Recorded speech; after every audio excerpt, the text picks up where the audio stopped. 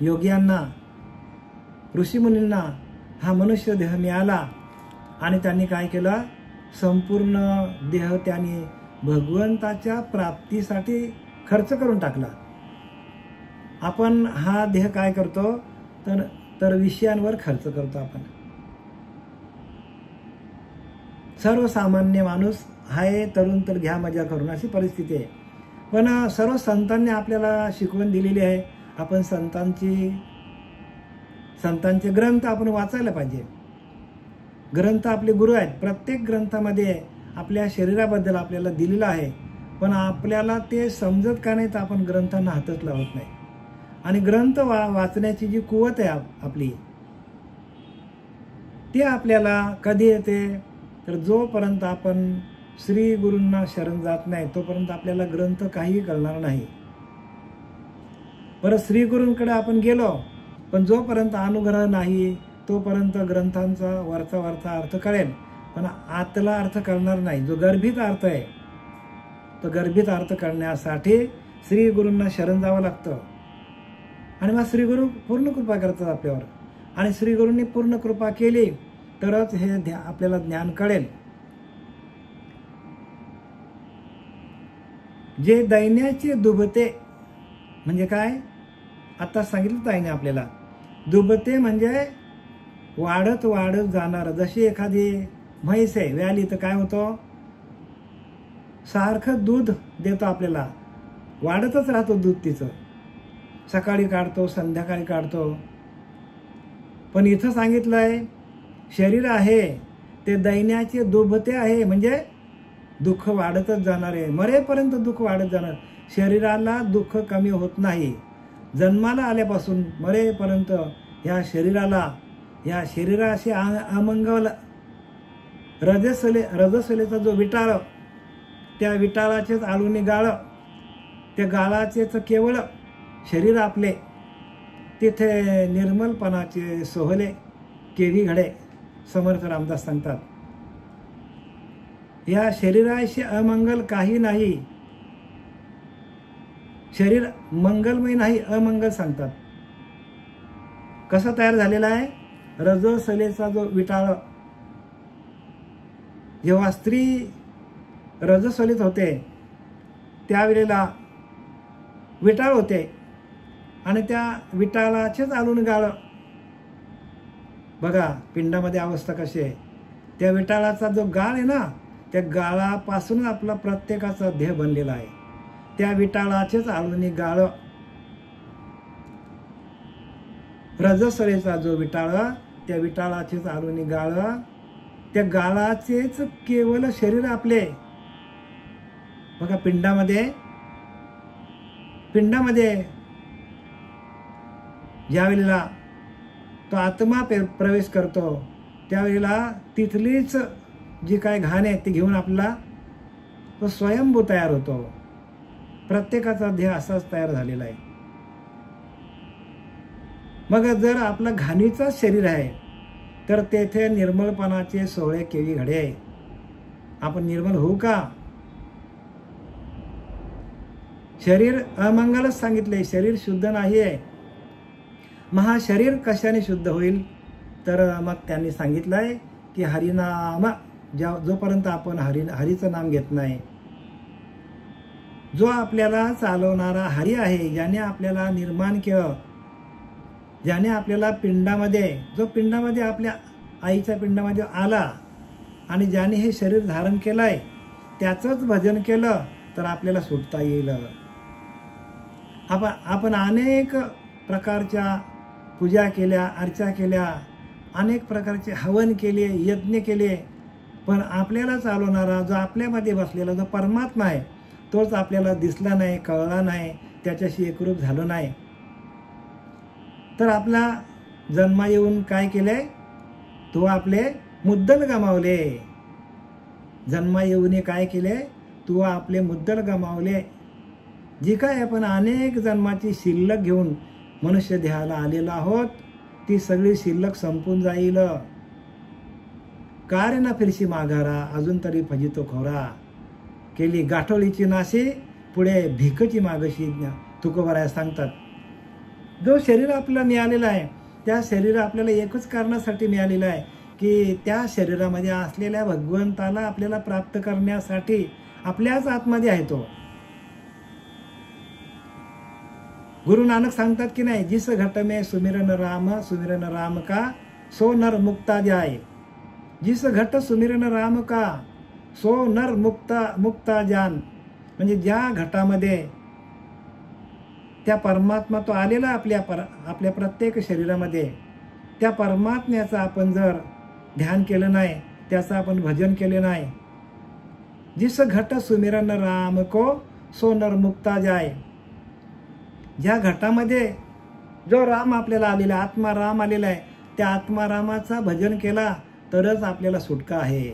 So नर मुक्ता जान, तोच नर मुक्त होईल. आणि आपण भजन कसला करतो, अनेक प्रकारचे आपण काय करतो, अनेक प्रकारचे आपण कल्पना तयार करतो ना, कल्पनेच्या देवांची आपण पूजा करतो.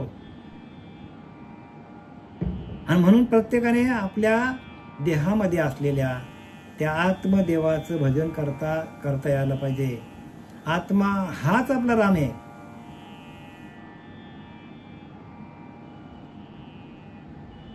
आत्मा हाच आपला राम आहे आणि त्याचं भजन आपल्याला जमलं पाहिजे. जे दैन्याचे दुबते, बघा शरीर कसं आहे, दैन्य आहे, दैन्यवान अवस्था आहे. प्रत्येक माणसाला दुःख आहे हो, दुःखाचे भांडार आहे शरीर, दुःखाचे भांडार आहे. आणि हा दुःखाचा भांडार आपल्या वाट्याला आलेला आहे, जे महाभया ते वाढविते. बघा शरीरामध्ये माणसाला भय दिलंय, चिंता, भय, दुःख, गुण, रजगुण, तमगुण, सत्वगुण, हे सगळे माणसांना त्रास देणार आहेत. महाभया ते वाढविते म्हणजे माणसाला शरीर कसं आहे तर दुःखाचे डोंगर आहे. डोंगरच्या डोंगर आपल्याला या शरीरामध्ये डोंगरासारखे दुःख आपल्या वाट्याला येतात. बघा एखाद्या माणसाला जर दुःख वाट्याला आलं ना, हा तर त्याला समजतं काय अवस्था आहे ती माणसाची. एवढी अवस्था खराब होते माणसाची, तरी पण भगवंताला हाक मारत नाही. जो आतमध्ये ज्याने तयार केले, जो त्याच्यामध्ये आपल्याला तो घेऊनच आहे, तो चालवतो आपल्याला, आणि आपण त्यालाच विसरतो.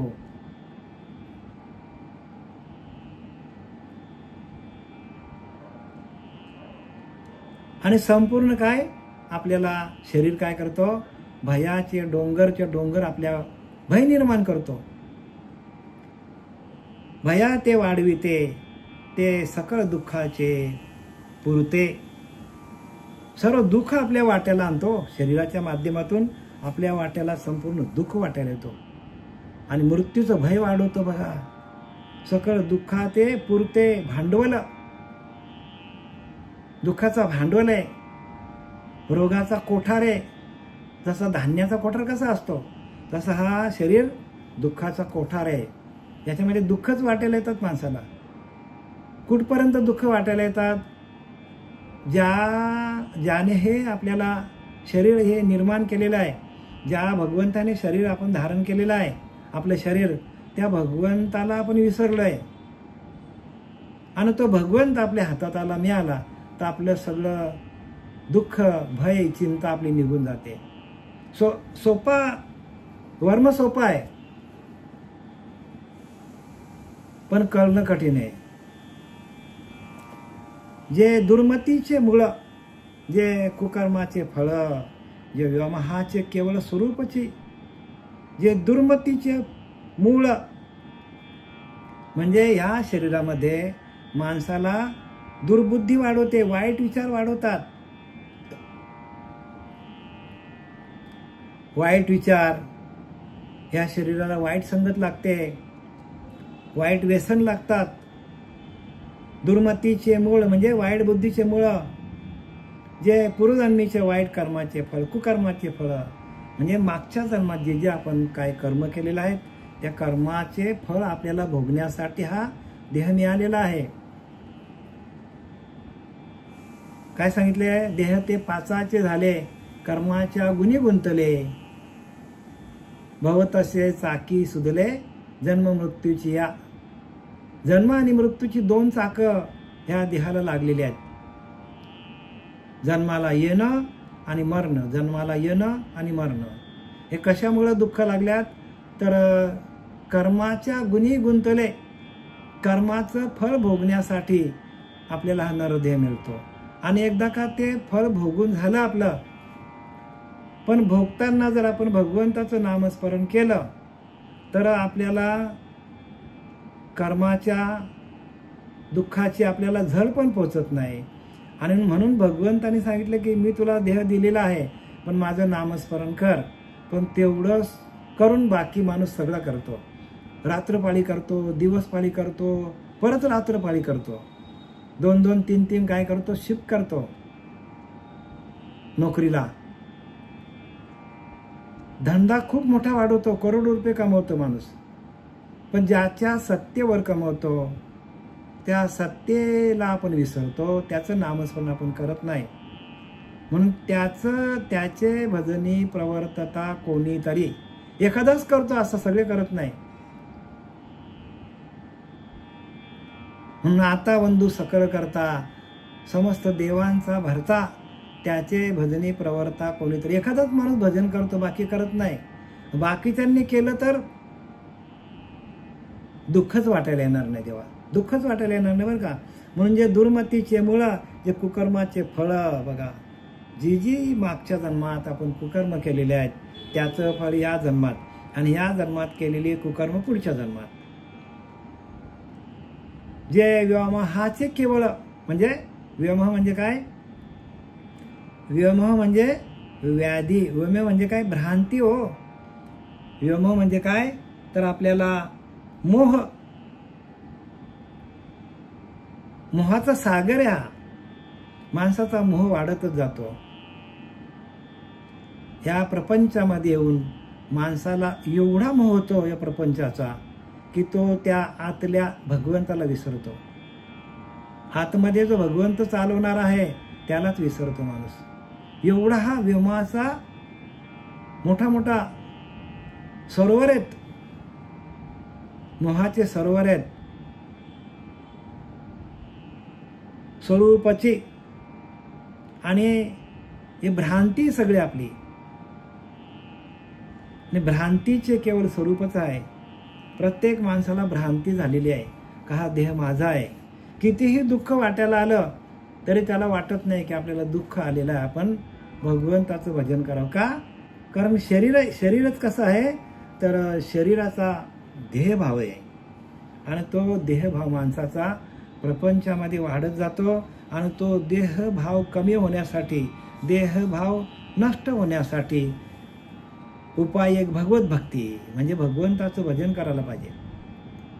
या देहाचा भाव जाण्यासाठी उपाय काय सांगितलाय? उपाय एक भगवत भक्ती, जरी ठाकेना विरक्ती तरी यथानुशक्ती भजन केले पाहिजे. भजनच करायला सांगितले. भजनाशिवाय संत काहीही बोलले नाही.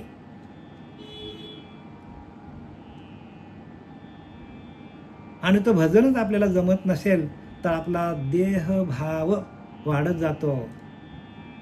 आणि जसा जसा माणसाचा देहभाव वाढेल, देहबुद्धी वाढेल, तसं तसं माणसाच्या वाट्याला प्रसंग येत जातात आणि कर्म हातात न होत जातात. हो, वाईटच कर्म होणार आपल्याकडनं. का?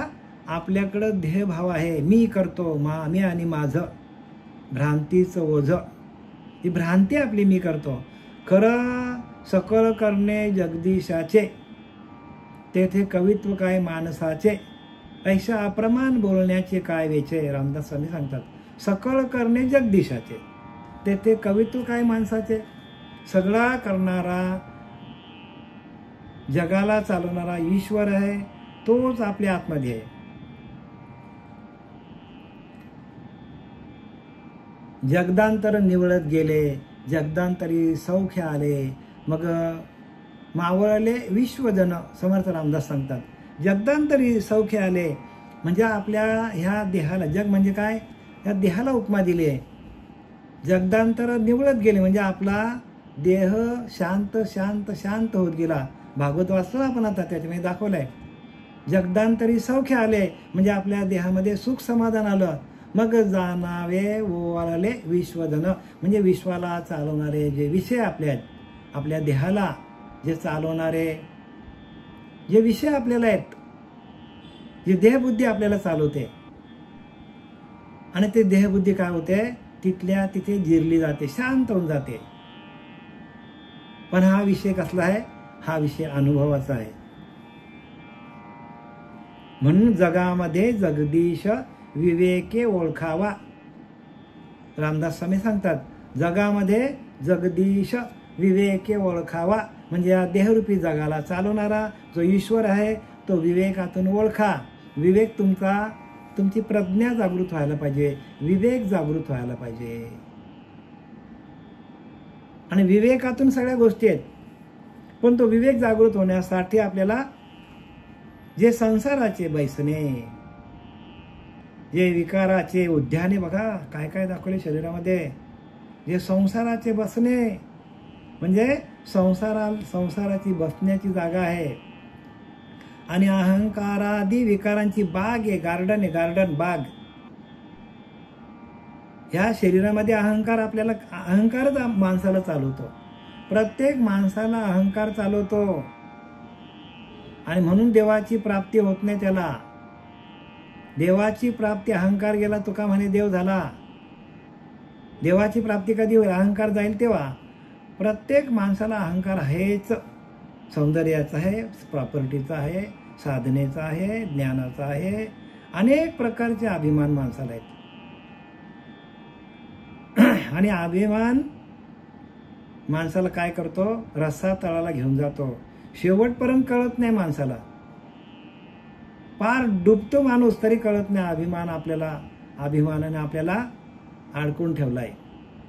मग तो अभिमान कमी करण्यासाठी संतांनी काय केले, अरे अभिमान गेला तुका म्हणे देव झाला. हो, आपण देवच आहोत, पण अभिमान जात नाही. कारण देहाचा अभिमान आहे ना, तोच माणसाला जाळून टाकतो. आपल्याच अभिमानामध्ये आपण जळतो, आपल्याच अग्नीने जळते. नाथ बाबा, आपल्याच स्वतःच्याच अग्नीमध्ये माणूस जळतो. आणि जिवंतपणेमध्ये असतानाच जळून जातो माणूस देहाच्या अभिमानातून. मेल्यावर शरीर जाळतात ती गोष्ट वेगळी, पण जिवंतपणेमध्ये असतानाच अभिमान माणसाला जाळून टाकतो. सगळ्यांना आडवा येणारा, प्रत्येक जीवाला, माणसाला आडवा करणारा अभिमानच आहे. आणि म्हणून संतांनी अभिमानाला अजिबात थारा दिलेला नाही, जराही थारा नाही दिला बरं का. जे संसाराची बैसणे बघा, म्हणजे संसारामध्ये देह घेऊन आपण आलोय. आणि या देहातून आपल्याला काय करायचं, देह मिळालेला आपल्याला, भगवंताने देह दिलेला आहे. पण देहातून आपल्याला या संसारामध्ये म्हणजे जाणं येणं, जन्माला येणं आणि मरणं, हा फेरा आपल्याला काय करायचा, बंद करायचा आहे. म्हणून आपल्याला एका जागेवर बसूनच त्याची प्राप्ती आहे. संसाराची बैसण्याची जागा, जे संसाराचे बैसणे म्हणजे काय, संसारामध्ये येणं आणि जाणं, येणं आणि जाणं, जे विकाराची उद्यान आहे, उद्यान आहेत विकारामध्ये. या सगळं आतलं चाललंय बरं का, शरीराच्या आतला सगळं चाललेला आहे, अंतःकरणाचा चाललेला आहे, मनाचा चाललेला आहे.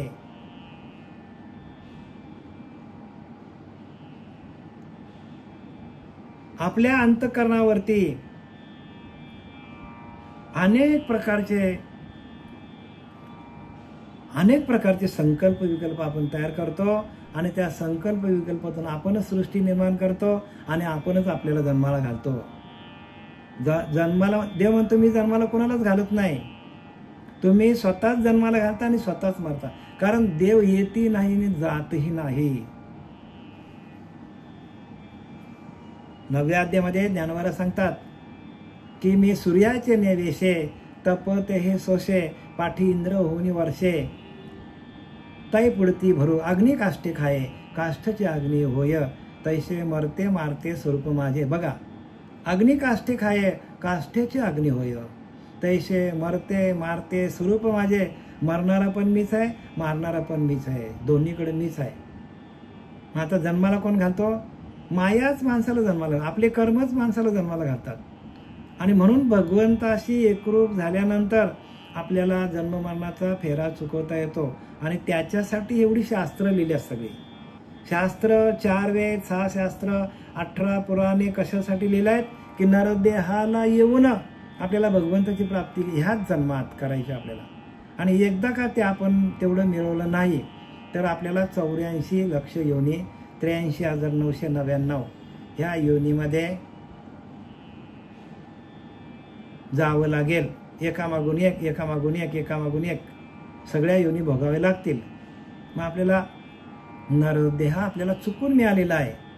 आणि आपण जर त्याचं योग्य प्रकारे भगवंताच्या देहाची या गावा आलिया काय लिहिले? देहाची या गावा जया लागे आले पांडवा, तो कार्यार्थ आगवा सांडून या. तो कार्य आपण टाकून दिलंय आणि आपण प्रपंचाच्याच मागे लागलोय, ज्यासाठी आपल्याला देह मिळालेला आहे. त्या देहातून आपल्याला भगवंताची प्राप्ती करायची. आणि म्हणून तो शरीर देहभाव वाढवितो. आणि तो शरीराचा देहभाव तुमचा गेला का तुका म्हणे देव झाला. शरीरच आपला, देहभावच आपल्याला काय, देहभावच आपल्याला काय करतो? परत परत जन्माला घालतो, परत परत आपल्याला या जन्म मारण्याच्या चक्रामध्ये अडकवतो आपल्याला. जे का, जे संसाराचे बैसणे, जे विकाराचे उद्याने, सकल रोगांचे भाने. बघा, सगळे रोग ह्याच देहामध्ये. भाने म्हणजे ताट वाढून ठेवलेला आहे. सगळे रोग ह्याच शरीरामध्ये आपल्याला येतात. आणि म्हणून कोणी काय काय विकाराने मरतो माणूस. बघा, कोणी काय काय रोग होऊन मरतो का? तर हे रोगाचे भांडार आहे. शरीर काय आहे? रोगाचे भांडार आहे. दुःखाचे पण दुःखाचा आगर आहे. वाढीले आहे. जसं एखाद्याला जेवण वाढून ठेवलेलं आहे, तसा हे काय, दुःखाचा भाना म्हणजे दुःखाचा जेवणाचा ताट वाढून ठेवलेला असं शरीर आपला. बघा ना, सगळे माणसाला शरीरालाच सगळे दुखणे आहेत. शरीरालाच व्याधी आहेत. भगवंताला व्याधी आहेत का? नाही ना. आपण इथे देह धारण करून आलोय म्हणून आपल्याला व्याधी आहेत. आपला देहाचा निराश झाला म्हणजे देही असतानाच विधेय होणं, ती मुक्त अवस्था. देहीच विधेय होणे, करून काहीच न करणे, जीवमुक्तांची लक्षणे जीवमुक्त जाणते. देहामध्ये असतानाच विधेय भाव आला पाहिजे, विधेय स्थिती व्हायला पाहिजे. आणि ती स्थिती होण्यासाठी नरदेह मिळालेला आहे. इतर योनीच्या ठाई विचारच नाही हो. मग त्या योनीच्या ठाई काय, तर भोग घ्यायचा, झोप काढायची, मैथून करायचं, एवढंच त्या योनीमध्ये आहे. आणि ह्या योनीमध्ये काय आहे, तर बुद्धी दिलेली आहे. आणि बुद्धीच्या बळावरच आपल्याला भगवंताला प्राप्त करायचं आहे. बुद्धीचं बळ आहे, बुद्धीचे वैभव अन्य नाही दुजे, एका केशी राजे सकळ सिद्धी. बघा, बुद्धीचं वैभव आहे आणि ते वैभव आपल्याला मनुष्य देहाला येऊन मिळालेलं आहे. आणि आपण जर भगवंताला प्राप्त केलं नाही, बुद्धीचे वैभव अन्य नाही दुजे, एका केशव राजे सकळ सिद्धी. एका केशवाला, एका नारायणाला, एका परब्रह्म तत्वाला प्राप्त करणं हेच बुद्धीचं वैभव आहे. बुद्धीचं वैभव ते नाही गाड्या बंगल्या घोडे म्हणजे करू नये का, करा ना ते, पण ते करता करता भगवंताचं भजन आपल्याला जमलं पाहिजे. आणि भजनानंदामध्ये सगळी प्राप्ती आहे. जे काळाचा उशिटा, ही काळाची खिचडी सांगितले, काळाने उष्टी टाकलेली खिचडी आहे सांगितले. हा देह आहे ना, ह्या देहाला ज्ञानोबाला सांगतात हे काळाचे चगळून टाकलेला उष्टा खिचडा. एखाद्याने वकारी कशी करावी, बघा किती घाण सांगितले शरीर. एखाद्याने उलटी केली कशी दिसते बघा. तसं रजस्वरेचा जो विटाळ, त्या विटाळाचेच आलून गाळ. किती घाणीत या देहाचा जन्म झालेला आहे. आणि तरी पण आपण या देहाला शोभिवंत बनवतो. आपण ह्याला थाटतो काय, आपण नटवतो काय ह्याला. पण जो ओरिजिनल आपल्याला भगवंताने आपल्याला नरदेह दिलेला आहे आणि तो आपल्याकडे आहे म्हणून आपला देह नटलेला आहे. तो जर आपल्यातनं गेला तर आपला सगळा गेला. मग त्याला धरणं, त्याच्याशी एकरूपणं, एवढ्यासाठी आपल्याला नरदेह मिळालेला आहे. जे काळाची खिचू उष्टी टाकलेली काळाची खिचडी आहे, जे आशेचा अंगवठा, जन्ममरणाचा ओळीवटा स्वभावे जे काळाचे चघळून टाकलेले उष्टा खिचडा, जे आशेचे अंग बळ. मग किती आशा आहेत या शरीरामध्ये, आशा, आकांक्षा, कामना, भावना, इच्छा, असूया, केवढ्या याच्यामध्ये शरीरामध्ये आहेत, जे स्वभावता जन्ममरणाला ओल देणारे, स्वभावताच जन्ममरणाला ओल देणारे. म्हणजे स्वतःच माणूस काय करतो, देहबुद्धीच्या बळावर स्वतःच काय करतो, तर जन्ममरणाच्या फेऱ्यामध्ये आपोआपच अडकतो. ओल देणारे.